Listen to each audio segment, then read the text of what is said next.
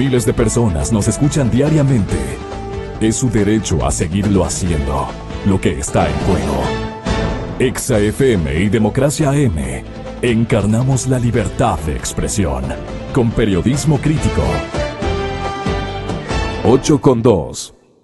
Y como les habíamos informado, están con nosotros Juan Cubi y Marcelo Larrea. Haremos un contacto también en Cuenca con Osvaldo Larriba para ver desde su percepción como asambleísta en qué cambió el discurso, su amistad incluso se vio, yo diría, golpeada con el presidente Correa. Pero antes de iniciar y consultarles a ustedes, quiero recordarles hoy 12 de mayo, se cumplen 11 años de lo que dijo el señor presidente Correa en estos micrófonos, y fue lo siguiente.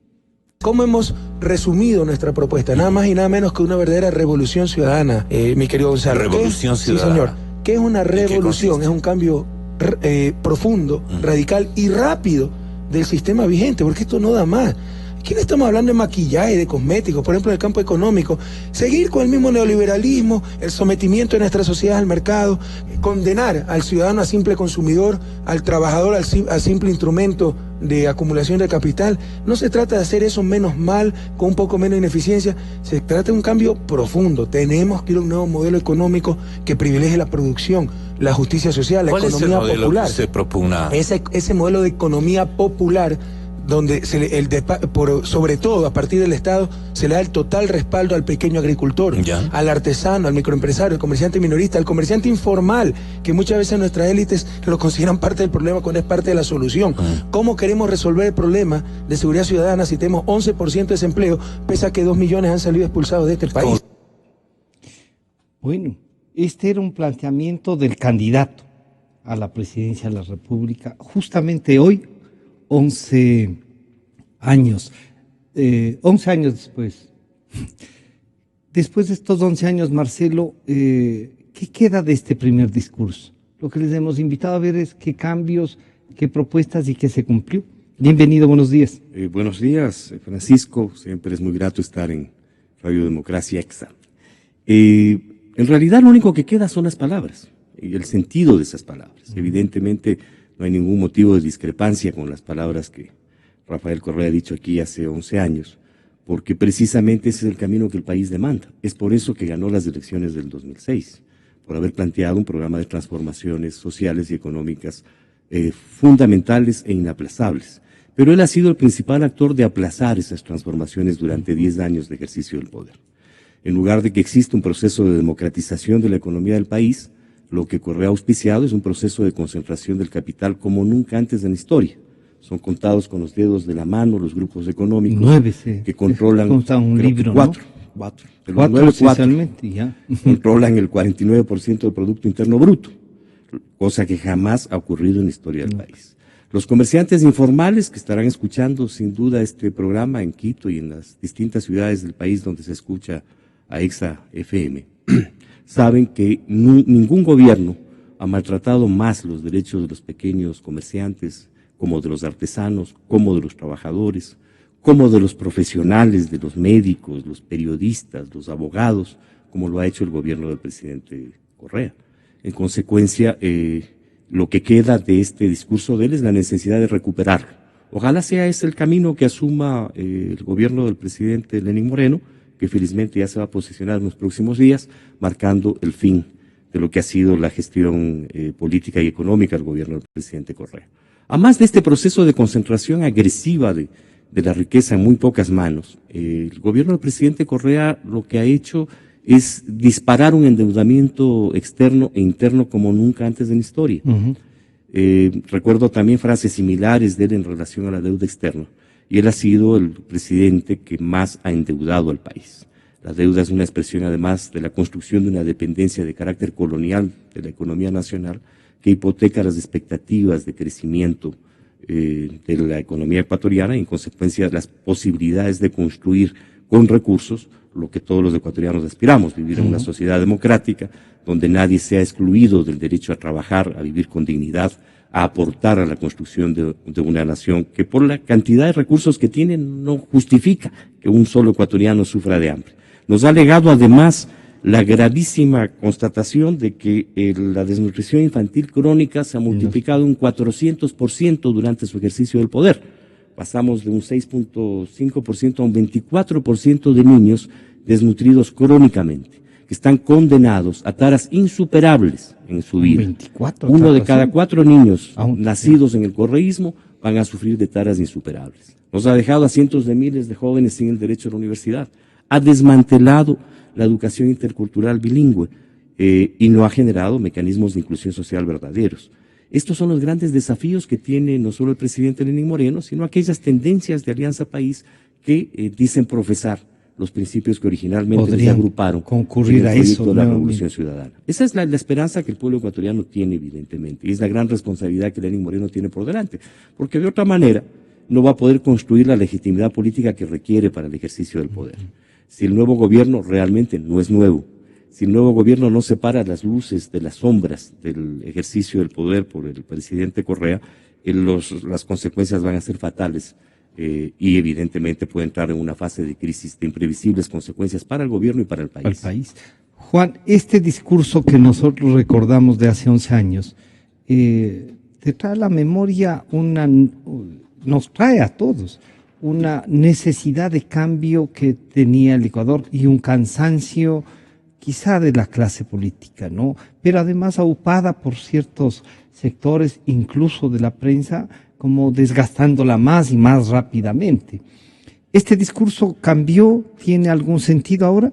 Bienvenido, buenos días. Francisco, un saludo a Marcelo.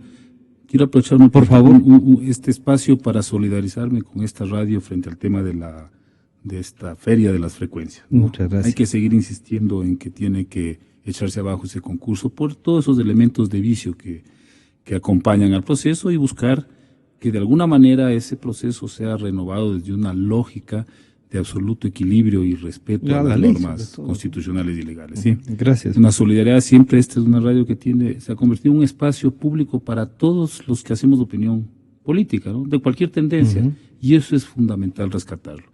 Respecto del tema que planteas, yo coincido, ¿no?, en esencia con lo que plantea Marcelo, excepto con un solo elemento con el que yo no coincido mayormente, es que la posibilidad de que el gobierno de Lenín Moreno recupere ese discurso o esa propuesta de hace 11, 12 años, que no es una propuesta patrimonio del correísmo, ¿no? Claro. Fue una propuesta construida desde la sociedad, las años, luchas, ¿no?, los movimientos sociales. Y a mí me parece que quienes tienen que recuperar esos elementos son justamente los sectores de la izquierda y los movimientos sociales, al margen del gobierno. Puede ser que el gobierno del señor Lenín Moreno opte por una política más tolerante, más democrática, que opte por coincidir con ciertos cambios fundamentales para los derechos de los ecuatorianos, puede ser, ¿no? Pero en esencia quien tiene que recuperar esa demanda, ese proyecto, ese programa, son los movimientos sociales, son las organizaciones de base de izquierda, que son las que históricamente han luchado en este país por esas transformaciones. Y yo creo que esas transformaciones vuelven a ponerse a la orden del día. Sorprendentemente, luego de 10 años de correísmo, vemos que no solamente esas necesidades de cambio están presentes hoy, sino que en muchos casos se han vuelto mucho más urgentes. Casos concretos. Fíjate, Francisco, que en estos años ha habido una regresión tremenda en términos de leyes, ¿no? Leyes como decretos, Plan Familia, el Código Penal, la Ley de Comunicación, son leyes regresivas. El decreto 16. Claro, el decreto 16, esto que acaban de hacer, esta barbaridad que hicieron ayer con esto de crear unos tontón macutes ecuatorianos, no una guardia privada de los presidentes. Me acuerdo de Ignacio de Vintimilla, en eso lo están imitando al mudo Vintimilla, ¿no?, que tenía los famosos genízaros, ¿te acuerdas? Son guardias personales que son utilizadas no solo para proteger al presidente en turno, sino para ejercer represión, control político sobre los opositores. Entonces, todo este compendio de leyes no son un avance como quieren vender, no son un retroceso. Entonces, este momento a mí me parece que el país enfrenta la necesidad de retomar una senda de transformación positiva de la sociedad, sobre todo desde el plano jurídico, legal, legislativo que yo estoy hablando, ¿no?, más allá de otros aspectos, ¿no? Porque este es un país que necesita reconciliarse con una forma mucho más democrática, amplia, tolerante de hacer política, que es lo que prácticamente lo ha suprimido sistemáticamente el correísmo en estos 10 años. En ese sentido yo veo que, pues más allá de la retórica del discurso del candidato Correa hace 11 años, que eso es por demás conocido en la política ecuatoriana, lo mismo hicieron el señor Lenín Moreno y el señor Guillermo Lasso en los últimos meses. Pero no han planteado una revolución ciudadana como la planteó el propio licenciado Moreno, dijo cambio. Bueno, ya no pasó a la revolución. La revolución ciudadana era un membrete, ¿no? Una consigna para tratar de justificar esta idea del cambio, ¿no? Obviamente no ha tenido de revolución ni de ciudadanía absolutamente nada, ¿no? Lenín Moreno lo que pasa es que él vive esta ambigüedad de haber sido parte de esto, pero al mismo tiempo tener que plantearle al país una opción diferente.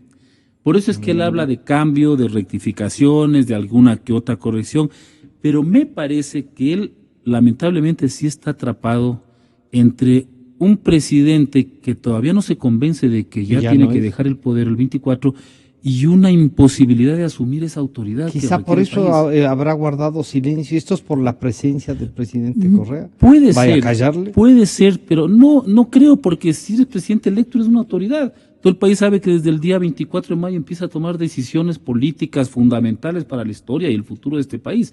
No entiendo por qué no asume estas posturas y sin embargo lo que está sucediendo es que Correa lo está dejando más amarrado que turbante de árabe. No sé cómo irá a desatar ese enredo el momento en que asume el poder, porque le hereda dos papas calientes tremendas, la crisis económica y la corrupción. Son dos papas calientes con una condición para ambas, son absolutamente ocultas, desconocidas. Nadie sabe ni la profundidad de la crisis ni el tamaño de la corrupción. Sospechamos que es gravísima la crisis y descomunal la corrupción, hasta ahí. Pero el momento en que él asuma las riendas del poder y tenga que afrontar esa realidad, tendremos que ver qué va a decir, pues tendrá que tomar alguna postura. Sé, estos son solo rumores, sé que una de las razones por las cuales todavía no designa ministro de Economía, que debería ya mandar una señal, pues, ¿no? ¿Quién va a ser el que maneje la economía?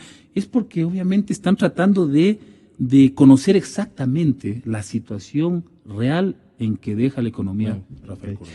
En la misma entrevista el señor presidente Correa hace 11 años nos hablaba de la justicia de la siguiente manera.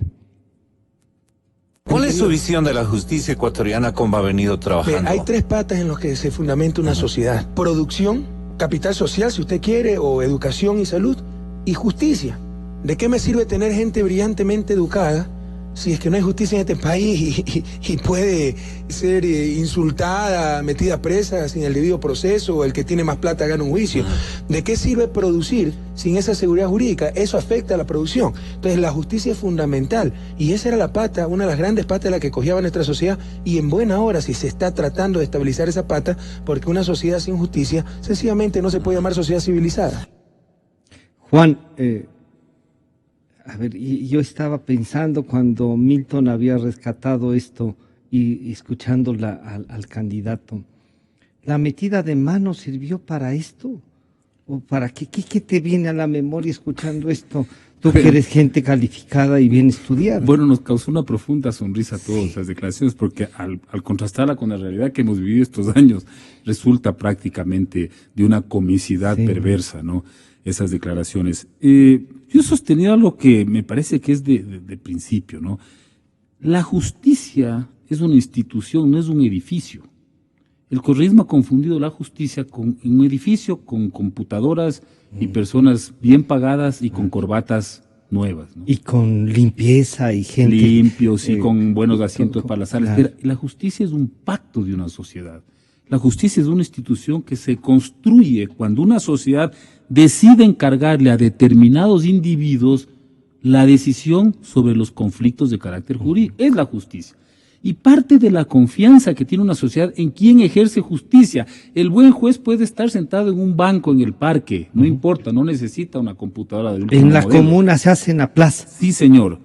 Puede estar, pero si es que el que vaya acude a su decisión confía, entonces está haciendo una administración proba, honesta, eficaz de la justicia. Pero ¿de qué te sirve tener un tremendo conglomerado de cemento si no confías en la justicia? Es como el Consejo Nacional Electoral. Puede tener, como decía el presidente, el software más moderno, más de punta, de la tecnología mundial si la ciudadanía no confía en sus decisiones como árbitro de los procesos electorales? Son instituciones, y a mí me parece que una de las cosas más graves de estos 10 años de correísmo ha sido la demolición institucional. No el edificio, porque cuando uno habla de demolición, gente cree que están poniéndole una grúa para tirar abajo el edificio de la Corte de Justicia. No, señor, la institucionalidad, es decir, esa forma de procesar los hechos públicos a partir de la confianza, de la transparencia frente a la ciudadanía. Eso tiene que ver con el tema de justicia, con el tema electoral. Entonces, claro, cuando vemos estas declaraciones de hace 11 años de Rafael Correa y vemos la realidad, no podemos menos que sorprendernos, ¿no? Porque es una cosa totalmente contraria a lo que ha declarado.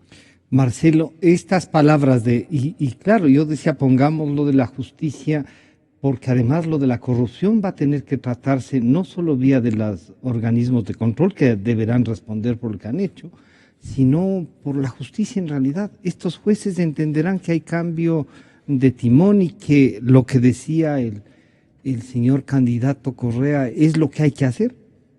Bueno, la experiencia de estos 10 años ha sido evidentemente de una sumisión del Poder Judicial al Poder Ejecutivo, además de una regresión histórica y la evolución de las instituciones jurídicas del país. El fiscal es el hombre que decide si existe o no existe un delito. Con esta Han ley, sustituido ¿sí? a la Corte Suprema de Justicia por una Corte Nacional de Justicia que es un instrumento anexo de la Fiscalía. Y el fiscal es un hombre al servicio del presidente de la República. En consecuencia, la justicia ha desaparecido en el país.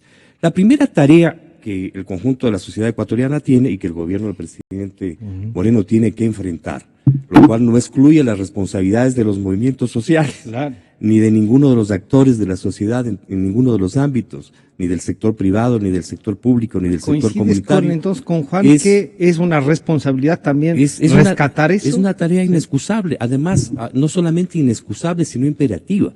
Tiene que restablecerse la plena independencia, equidad, separación, legalidad y legitimidad de los poderes públicos. La justicia no puede ser un instrumento subordinado al presidente de la República y al Poder Ejecutivo, porque entonces simplemente ha desaparecido la justicia.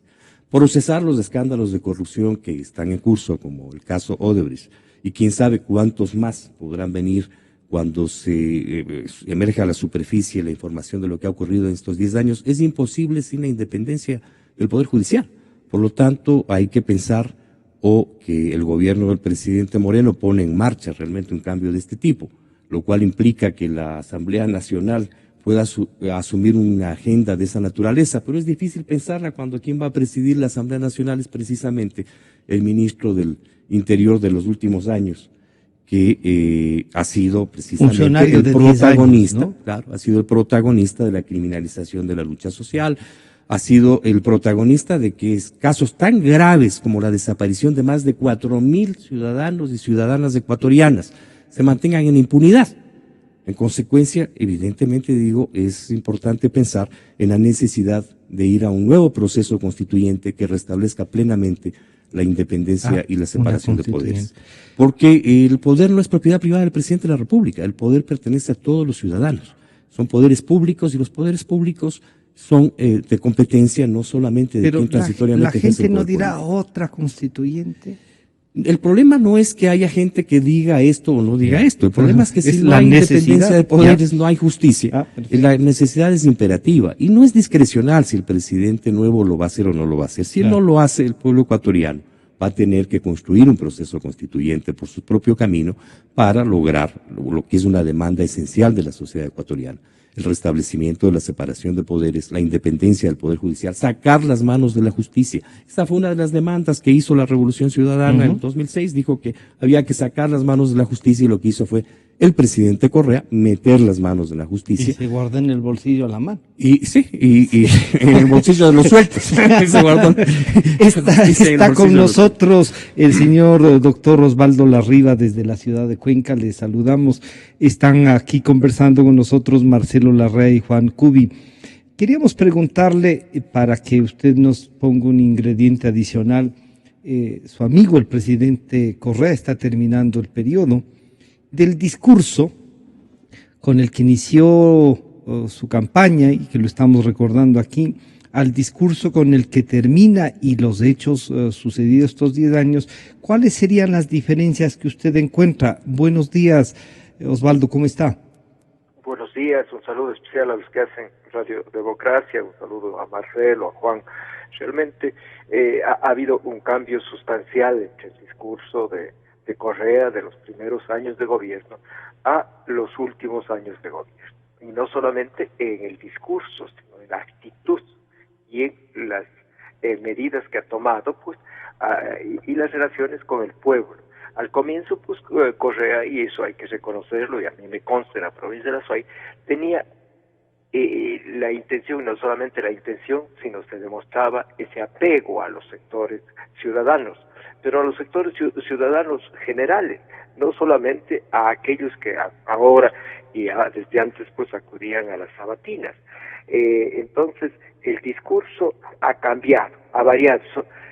Por señalarle un tema, las privatizaciones, contrario, enemigo de las privatizaciones, y ahora impulsó, asimismo, por señalar un caso, la privatización de la hidroeléctrica Sopladora, que en estos días están apurados en sacar esa privatización para vender un proyecto que está terminado, si bien no está recibido, pero está terminado y podría ser un recurso para los ingresos del país y un recurso, un patrimonio del Estado en un sector estratégico. Sin embargo, eso ya terminó el presidente Correa, su círculo muy cercano que le llevó pues a esta situación de debacle en las cuestiones de principios y también pues ya en la cuestión de la corrupción.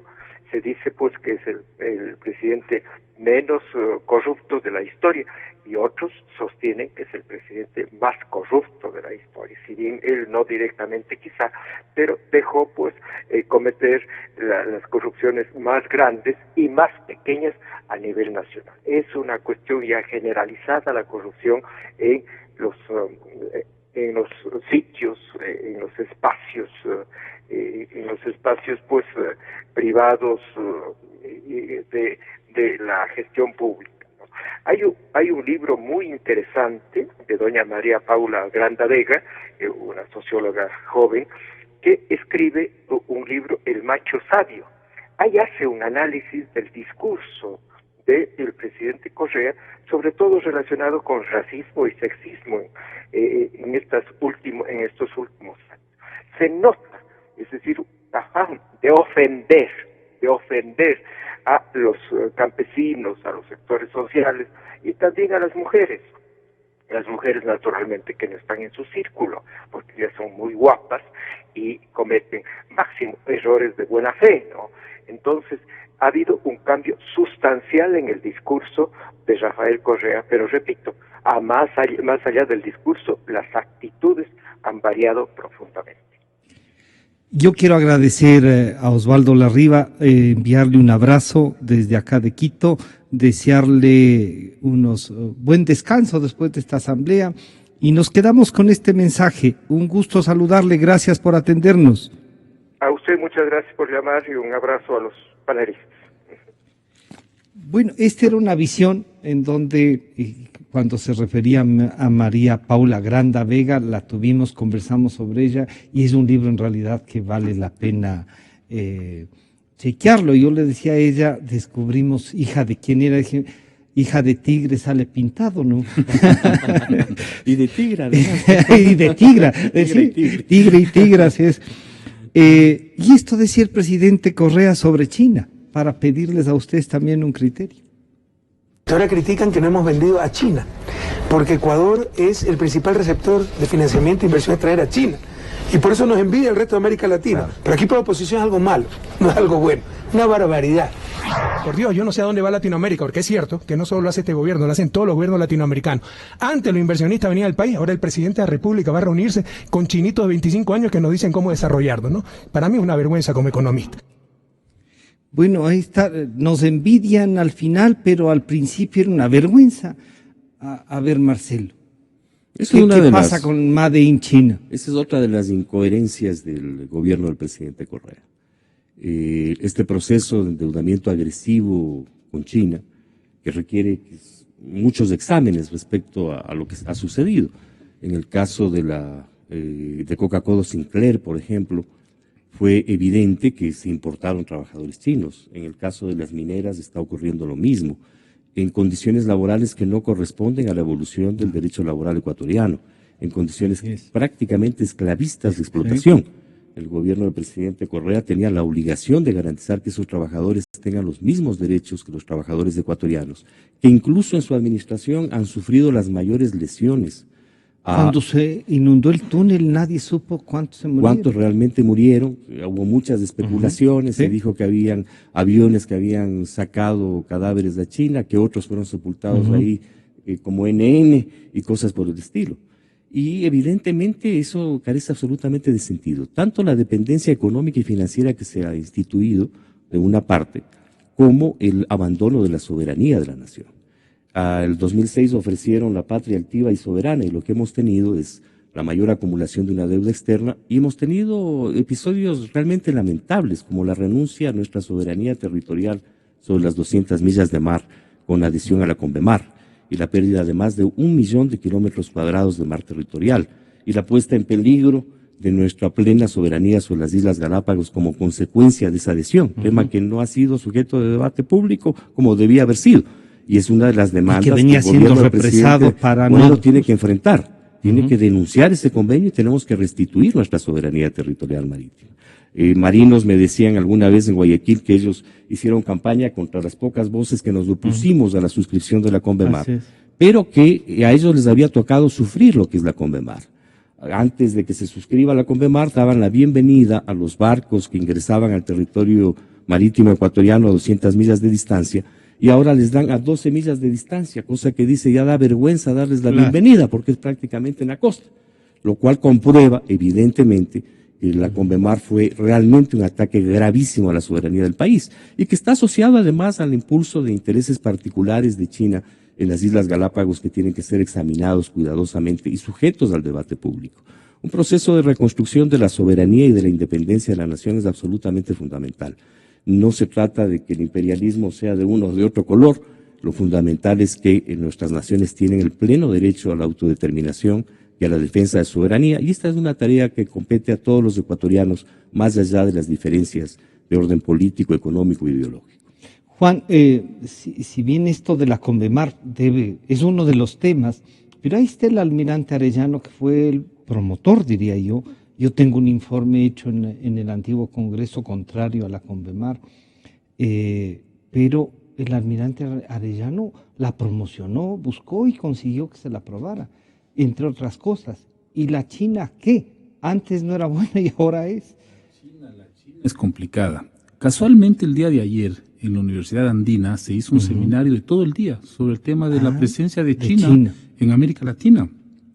Y resulta pavoroso cierta información. Por ejemplo, el tema de la reprimarización de la economía, es decir, países que simplemente exportan productos que salen de la naturaleza, se ha incrementado tremendamente. Es decir, el discurso de promover la producción que hacía Correa hace 11 años es una ficción. Ayer han dado datos, 70% del comercio exterior del Ecuador hacia China es producto primario, y nosotros importamos, no recuerdo las cifras, pero era como 45, 50 de productos elaborados. Es decir, tenemos una relación de dependencia mucho más aguda que la que teníamos en la época del llamado imperialismo yanqui. ¿Por qué razón? Porque en las lógicas actuales de la globalización, y en eso coincido con Marcelo, no es un tema de que estén los chinos, estén los europeos, están las transnacionales que ya no tienen patria, no tienen identidad, y que operan desde una operan desde una lógica de optimización de sus inversiones. Y en esa lógica, ¿qué hacen? Dicen, bueno, señores, si ustedes quieren vendernos petróleo, a cambio nosotros les damos tales productos. Quieren vendernos soya, a cambio nosotros les construimos las centrales, etcétera, etcétera. Es una relación totalmente desigual. Yo aquí, a propósito de las Galápagos, Francisco, hace 2 años, creo, me acuerdo haber dicho ustedes siempre tienen grabadas las entrevistas, yo decía que deberíamos hacer una campaña que se llame Un Tornillo por las Galápagos. Me acuerdo que Gonzalo me preguntó, ¿y para qué? Para atornillar, les decía, porque no se van a llevar. A este paso los chinos le ponen un gancho y se van llevando las Galápagos. No estoy haciendo una metáfora, ¿no?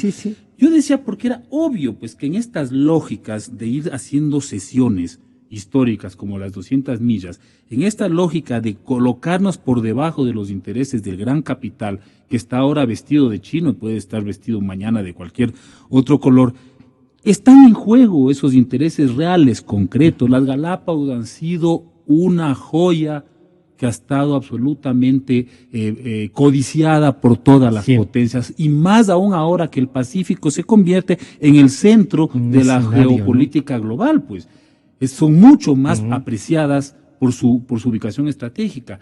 Entonces yo digo, ¿qué sucede con el nivel de endeudamiento desconocido que tenemos nosotros con la China? Que hasta ahora no sabemos exactamente cuánto es. ¿En qué condiciones se ha dado ese endeudamiento? ¿Qué otras concesiones, qué otras ventajas ha comprometido el gobierno de Correa para asegurar este tipo de préstamos de última hora, este tipo de acuerdos de última hora con las empresas chinas, o mejor dicho, con el imperio chino, ¿no? Y eso es crucial entenderlo, porque ahí puede estar un tema de soberanía gravísimo. En juego un tema de soberanía muy grave. Y yo creo que el tema de las Galápagos, coincido con Marcelo, hay que ponerles el ojo. Y no ahora, yo esto lo sugería hace un par de años, porque yo ya veía que en esta lógica del endeudamiento irresponsable podían ponerse en juego, como se hizo hace 200 años, así 100 años. Acuérdate que en esa época los empréstitos eran a cambio de enclaves, de concesiones territoriales, así operaba, y no me sorprendería que estén operando de la misma manera ahora. Y para concluir este recuerdo de hace 11 años, pero yo sí quisiera que nos comenten estas declaraciones del presidente Correa sobre la democracia, tanto como candidato como presidente. El presidente de la República no es solo jefe del poder ejecutivo, es jefe de todo el Estado ecuatoriano. Y el Estado ecuatoriano es poder ejecutivo, poder legislativo, poder judicial, poder electoral, poder de transparencia y control social, superintendencias, procuraduría, contraloría, todo eso es Estado ecuatoriano. En este momento tenemos un gobierno de facto, dictatorial, que controla Tribunal Constitucional, Tribunal Supremo Electoral, Corte Suprema de Justicia, probablemente Congreso Nacional. ¿Dónde van a quedar las garantías individuales? ¿Dónde van a quedar esa elemental división de poderes de la que también racionalizó Montesquieu para un gobierno sano, para el gobierno de un Estado que sea sano? En consecuencia, creo que estamos dejando sembrar vientos para más adelante cosechar tempestades. Entonces yo veo con mucha preocupación lo que está pasando. Yo creo que la sociedad debe movilizarse y rechazar esto. La democracia, sobre todo la democracia constitucional, no significa aguantar a cualquier incompetente, a cualquier dictadorzuelo para que acabe su periodo, sino que cumple el mandato para que él fue elegido de acuerdo a la Constitución y las leyes. Si no lo hizo así, ese señor tiene que irse a la casa. Para mí, esa es la verdadera democracia constitucional y el verdadero Estado de Derecho. No aguantar cualquier cosa en nombre de supuestas estabilidades, etcétera, que son mensajes subliminales para que la gente no haga absolutamente nada y se deje abusar por todos los costados, como es lo que está sucediendo en los actuales momentos en nuestro país. Marcelo, la primera es lo de ahora y esta es lo de hace 11 años. Bueno, felizmente, parafraseando al presidente Correa en la última declaración, él ya se va el 24 de mayo. Finalmente. ¿Qué será que le toleramos para que cumpla el periodo? Bueno, se le toleró para que cumpla el periodo gracias a las omisiones y a los errores sucesivos de las distintas oposiciones, que fueron completamente ciegas en construir un camino que pueda poner límites a los abusos que el señor Correa ha hecho en el ejercicio del poder. Pero la movilización social, la huelga general de agosto del 2015, las movilizaciones contra este proceso de transformar a la plusvalía en un instrumento para intervenir en el patrimonio, no de los ecuatorianos más ricos, sino de los más pobres, que generaron las movilizaciones de mayo del 2015, la lucha contra las enmiendas constitucionales que propuso para instituir en el país un Estado, una gestión del Estado de carácter fascistoide, llevaron a que el presidente Correa esté fuera, en la eliminación del 40% de aportes a la seguridad social, y algunos aspectos que se olvidó en el discurso de él cuando dice que el presidente de la República es el jefe de todo, es el jefe también de las organizaciones sociales, por eso emitió el decreto 016, es el jefe también de la Federación Nacional de Periodistas, por eso se inventó una directiva alterna, es el jefe del FUS, por eso se inventó una central sindical alterna, es el jefe de la UNE, por eso se inventó una UNE alterna, y trató de crear una CONAIE paralela, fraccionando la estructura social que ha sido construida por la evolución histórica de nuestro país en función exclusiva de esta megalomanía por el ejercicio del poder que se expresa claramente en sus palabras y que son dignas de un examen de carácter psiquiátrico. El gran desafío que los ecuatorianos tenemos todos, independientemente del sitio en el que estemos, ya sea el nuevo gobierno y el nuevo presidente, ya sean las tareas de los movimientos sociales, de las organizaciones profesionales, de los colegios profesionales, de los sectores económicos y productivos del país, es reconstruir los fundamentos no del Estado, es reconstruir los fundamentos de la República. Y no hay república si no hay independencia, separación y equidad de poderes.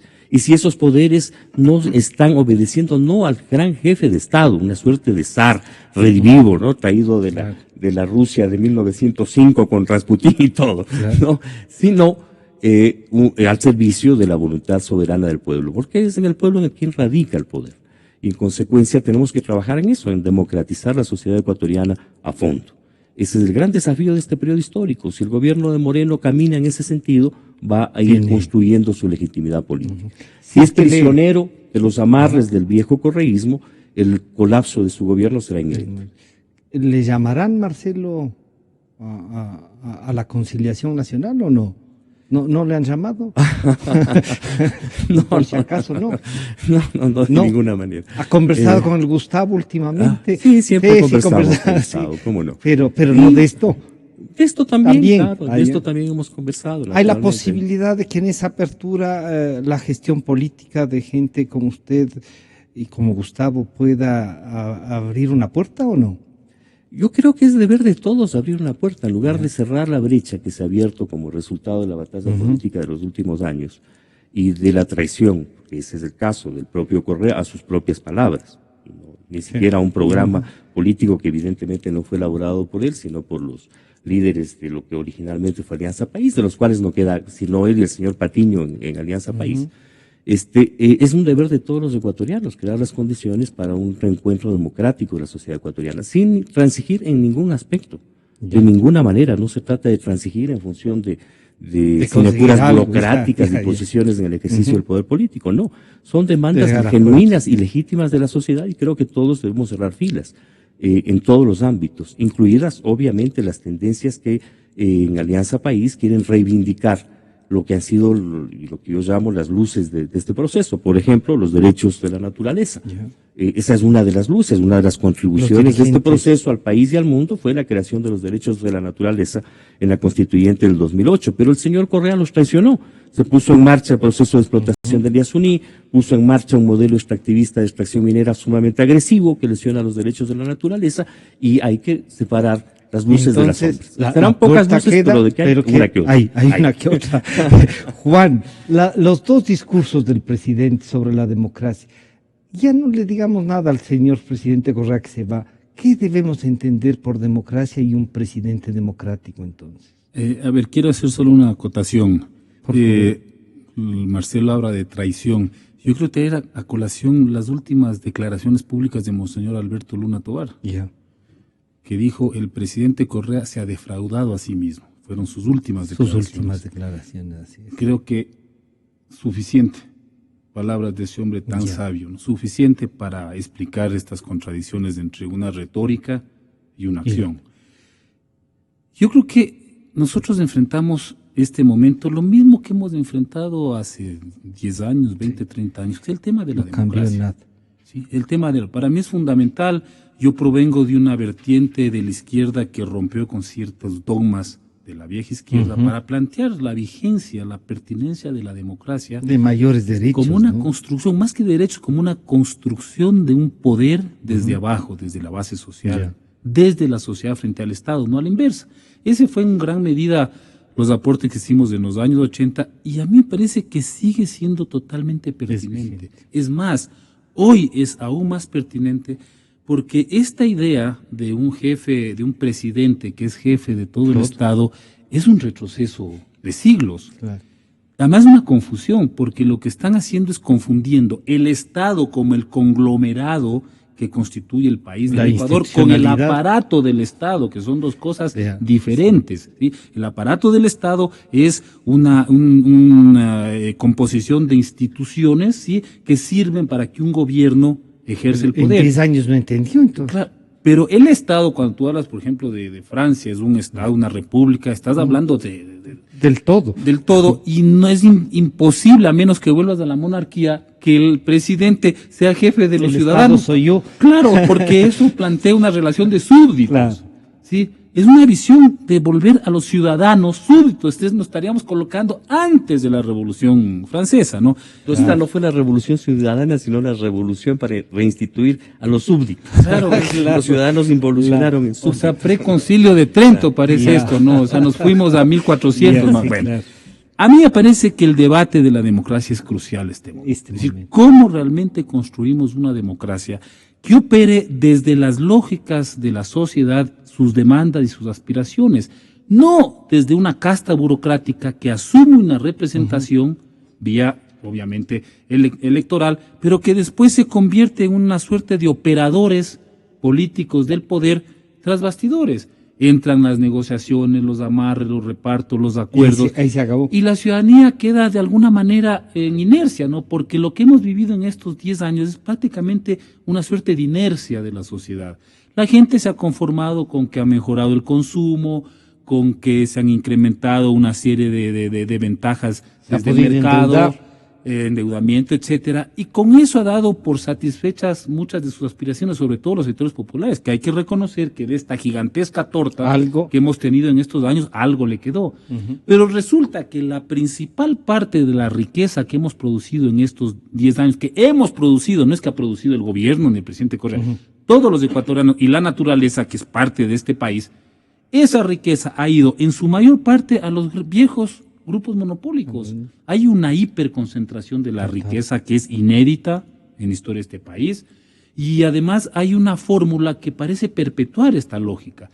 Porque yo, por eso es que digo, no veo este momento un mensaje de parte del presidente Moreno de que esa lógica de acumulación va a cambiar.